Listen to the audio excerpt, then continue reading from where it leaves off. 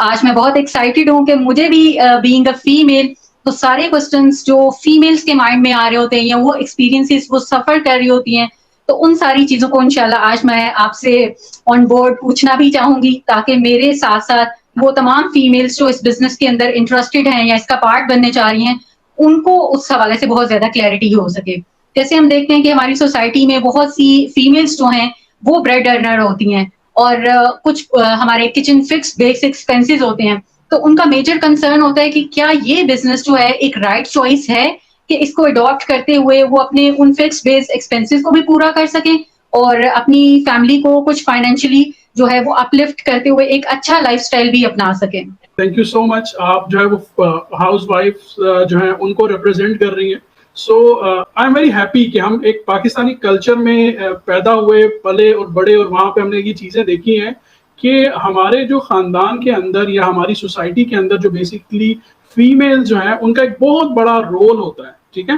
And they take care not even kids and families, they take care husband and they take care their earnings as well. ٹھیک ہے. وہ اس کے اندر سے کچھ بچت کرتی ہیں, کچھ کچن کو سیو کرنے کا, اور اس کی جس کو آپ کہتے ہیں نا اکنامک کی ماسٹرز ہوتی ہیں, وہ ہوم فائنانس ہوتا ہے basically. So it is very important کہ ان کے لیے ایک اپرچونٹی جہاں پہ وہ اپنے کچن سیونگ جس کو آپ کہہ سکتے ہیں اس کے لیے اپنی فیملی کو سپورٹ کرتے ہیں. اب یہاں پہ دو چیزیں ہیں. دیکھیں آف کورس سب سے پہلی چیز ہوتی ہے فیملی کلچر, اور سیکنڈ اس کے بعد ہوتی ہے کہ فیملی کو سپورٹ بھی کرنا ہے.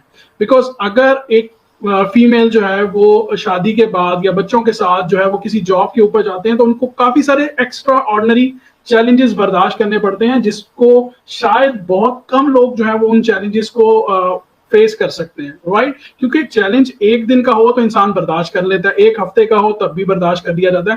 جب یہ ٹائم بعد آ جاتی ہے پوری لائف ٹائم کی, تو اس کے اوپر آپ اس ڈیلی بیس کی روٹین کے اوپر اپنی لائف کو کمپرومائز نہیں کرتے. تو وہ فیمیلز جو کہ گھر پر بیٹھی ہیں اور وہ یہ چاہتی بھی ہیں, ان کے پاس دو آپشن ہوتے ہیں.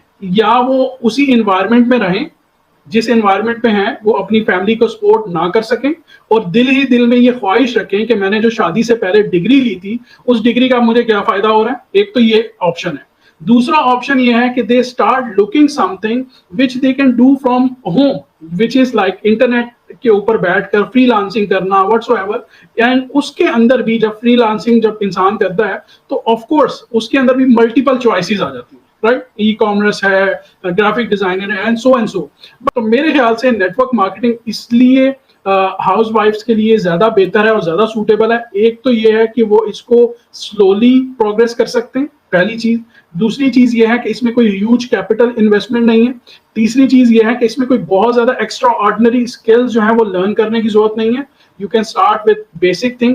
دا فورتھ امپورٹنٹ پوائنٹ از کہ یہاں پہ فیمیل جو ہیں وہ اپنا ڈومین جو ہے وہ خود ڈیسائیڈ کر سکتے ہیں. If they want to work only in female domain, because I have many scenarios جہاں پر میں نے یہ دیکھا ہے کہ جو فیمیلز ہیں ان کی فیملیز ان کو کام کرنے کی اجازت دیتی ہیں, بٹ وہ اجازت کیا ہوتی ہے کہ you have to work in only female domain.